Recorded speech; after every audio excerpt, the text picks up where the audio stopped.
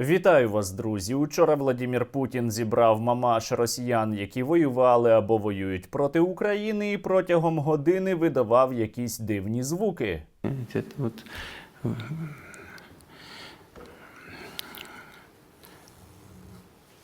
Вот.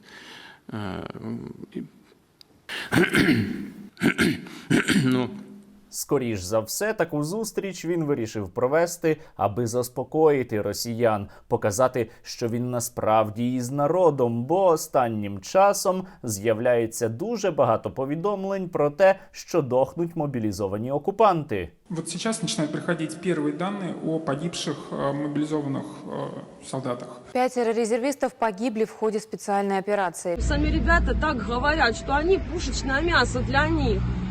Это вообще что за безобразие? Але я звернув увагу і на іншу цікаву деталь. Пам'ятаєте, Владимир Путін напередодні повномасштабного вторгнення і в день вторгнення був дуже самовпевнений. Мною принято решение о проведении специальной военной операции. Мы готовы показать вам, что значит для Украины настоящая декоммунизация. Зараз же кудись уся оця його самовпевненість поділася, і є лише жалюгідний дід, який сидить і щось там белькоче про те, що сини російських матерів мають дохнути, тому що в Україні був госпереворот. Но все-таки, если бы не было государственного переворота на Украине в 2014 году, ничего бы не было. А все тому, що справдилися прогнози російських пропагандистів. І є вже більше 85 тисяч хороших росіян. Украина завалит Россию мешками с убитыми русскими. Вам точно варто підписатися на мій канал, а ще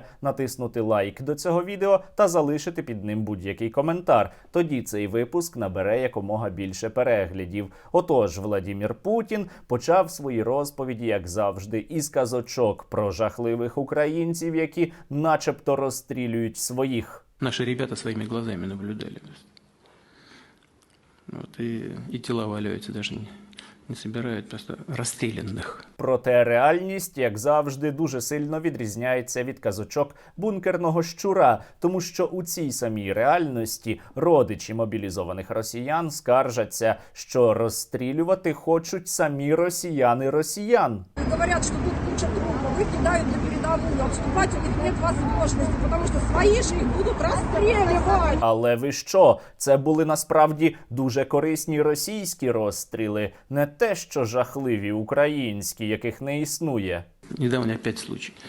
5 человек расстреляли опять перед строем. Тех, кто отказывался идти или ушел с позиции. Я думаю, після такої заяви варто росіянам посадити до в'язниці пропагандиста Соловйова, тому що поки Путін розповідає казочки про жахливі, начебто українські розстріли, сам Соловйов пропагує розстрілювати росіян. Враг там! Почему ты бросил свою позицию? Расстрелы, военно-полевые суды и трибуналы должны действовать в армії. Розстріли должны бути! Ну гаразд, із цим розібралися. А як щодо мотивації, за що насправді воюють зараз російські солдати? Путін пояснив, насправді російська армія, ну точніше те, що від неї залишилося, воює за те, щоб у неї не було родителя номер 1 або номер 2. Там просто родитель номер 1, родитель номер 2. И гендеров там десятками измеряют. Вот с чем борются ребята наши сегодня в зоне специальной военной операции. Вот с кем. Цікаво, а от коли російський солдат дохне на війні проти України, то грабовую ладу за нього хто отримує? Родитель номер 1 чи, може, родитель номер 2? Але насправді дичину, казочки там розповідав не тільки сам Владимир Путін, а й одна із мамаш, яка прийшла на зустріч. Мой сын Пшеничкин Константин в одном из утренних боев, защищая город, погиб. Так ось тут є один дуже цікавий нюанс. Оцей Пшенічкін, про якого вона розповідає, її син, не був насправді російським окупантом і не воював після 24 лютого 22 року, тому що він подох на війні проти України і ще у 2019 році і був зрадником України. Але далі вона розповідає, як вона пишається своїм сином, бо він подох, коли хотів вчиняти геноцид проти українців. И последние его слова были: «Пойдем, братва, рубить укропов». Не нарубил, не получилось. Посмертно он был награжден медалью за отвагу. Інша мамаша, у якої син також подох на загарбницькій війні проти України, радіє цьому та посміхається. Ее сын погиб, но она знает и рассказывает маленькому внуку: твой отец погиб как герой. Я на него смотрю и понимаю, что... Ну, что понимаю, я смотрю и пытаюсь дальше улыбаться. І правда, чому б це їй не посміхатись? Чому б це їй не радіти? Тому що російські матері, вони завжди можуть іще нових наражати. Я потеряла одного из двух мужчин в своей семье, до самого старшего.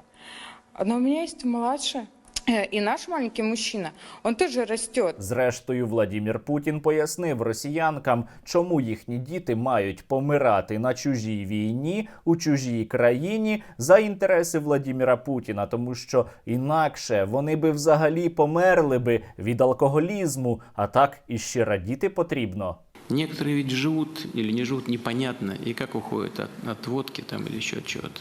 А ваш сын жил. Понимаете? Мамаші усе це послухали, подякували Владимиру Путіну, сказали, що він найкращий, і заспівали пісню. Наш президент – это лучше всех, мне кажется.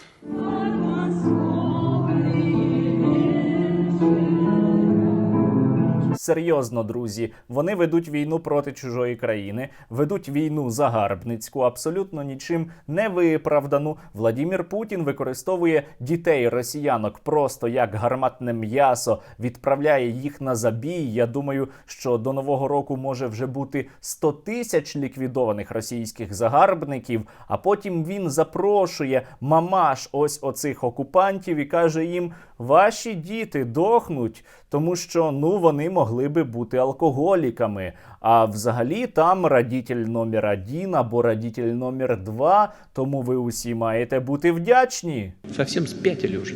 Это настоящий позор.